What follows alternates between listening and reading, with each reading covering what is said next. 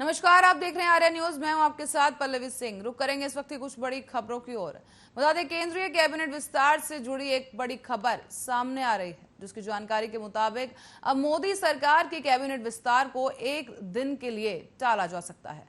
दरअसल गठबंधन दलों से कैबिनेट विस्तार पर बातचीत जारी है के बावजूद आपको बता दें कि इसके चलते ये फैसला लिया गया है और इसी के साथ ही अब बीजेपी अध्यक्ष जेपी नड्डा के दिल्ली लौटने का भी इंतजार किया जा रहा है।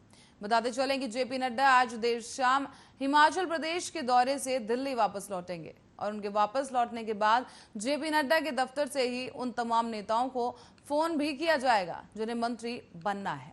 ऐसे में इन नेताओं से जेपी नड्डा कल सुबह या दोपहर को मुलाकात भी कर सकते हैं और इसके बाद परसों सुबह मंत्रिमंडल का विस्तार हो सकता है।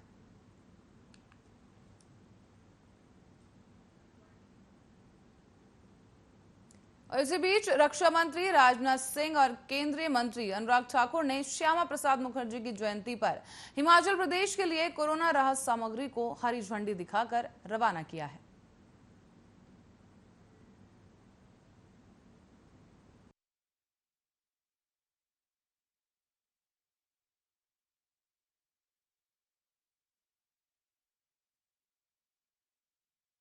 इस मौके पर राजनाथ सिंह ने कहा कि अनुराग ठाकुर ने हिमाचल प्रदेश में एक ऑक्सीजन बैंक बनाने का भी फैसला लिया है।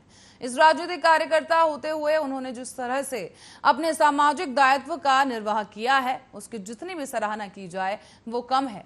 इसके साथ ही सिंह ने यह भी कहा कि अगर कोरोना की चुनौतियों का सामना करने का प्रयास एकजुट होकर करना होगा। ऐसे में वहीं अनुराग ठाकुर ने कहा कि रक्षा मंत्री ने आज हिमाचल प्रदेश के लिए 900 से ज्यादा कॉन्सेंट्रेटर्स को रवाना किया है और ये मेरा एक प्रयास था कि मैं प्रदेश की हमीरपुर संसदीय क्षेत्र में 700 बेड की क्षमता बनाऊं। इसके साथ ही अब आपको बता दें कि अब तक 1400 बेड की क्षमता बना चुकी गई है और इसके साथ ही इस मौके पर कैबिनेट विस्तार को लेकर राजनाथ सिंह से भी सवाल किया गया तो उन्होंने जवाब दिया कि साफ तौर पर यह कहा कि इस बारे में वो कुछ नहीं कह सकते।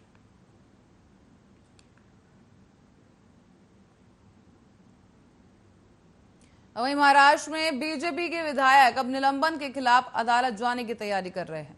विधान परिषद में विरोधी पक्ष नेता प्रवीण दरेकर के मुताबिक अब बीजेपी के नेता कोर्ट जाने के बारे में विचार विमर्श कर रहे हैं और जल्द ही इस पर फैसला भी लिया जाएगा। बता दें कि प्रवीण दरेकर ने बताया है कि महाराष्ट्र बीजेपी के कार्यकर्ता पूरे राज्य में ठाकरे सरकार के खिलाफ आंदोलन करेंगे और इस आंदोलन के दौरान जनता के सामने ठाकरे सरकार की पोल खोली जाएगी। साथ ही उन्होंने ये भी बताया कि 12 विधायकों के निलंबन के विरोध में बीजेपी राज्य में 1000 जगहों पर विरोध प्रदर्शन करेगी।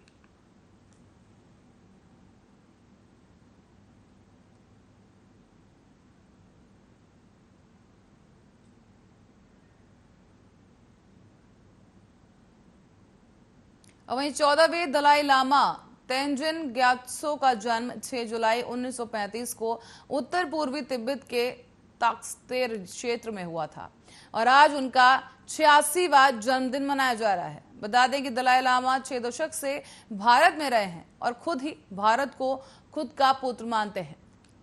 माफी चाहूंगी, वो खुद को भारत का पुत्र मानते हैं। तो वहीं उनका जन्मदिन हर साल हिमाचल प्रदेश के धर्मशाला में तिब्बती समुदाय के लिए सबसे बड़े आयोजनों में से एक रहा है और इसी बार कोविड-19 के चलते मैक्लोडगंज धर्मशाला में तसुगलखांग में उत्सव आयोजित नहीं किया जाएगा। और इसी के साथ ही केंद्रीय तिब्बती प्रशासन ने एक एडवाइजरी भी जारी की है और एडवाइजरी के जरिए सभा नहीं लगाने को कहा गया।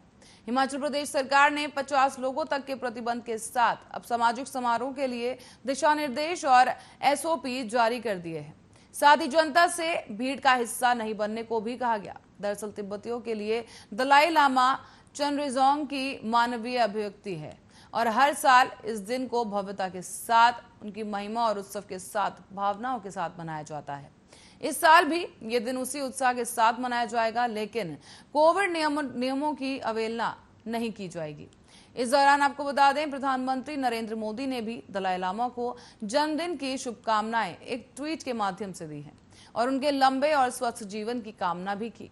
हिमाचल प्रदेश सरकार ने कोविड-19 महामारी के चलते गाइडलाइन जारी कर दी है, इसीलिए दलाई लामा के जन्मदिन पर तसुगल खागांग में लोगों के लिए अब बंद कर दिया गया है। ऐसे में परम पावन दलाई लामा ने पिछली फरवरी 2020 से ही अपने सभी सार्वजनिक कार्यक्रमों को भी रद्द कर दिया था। मई 2020 से वो वैज्ञानिकों विद्वानों के साथ साप्ताहिक सार्वजनिक वार्ता और विचार विमर्श कर रहे हैं, जिससे 6 करोड़ से ज्यादा लोगों ने देखा है।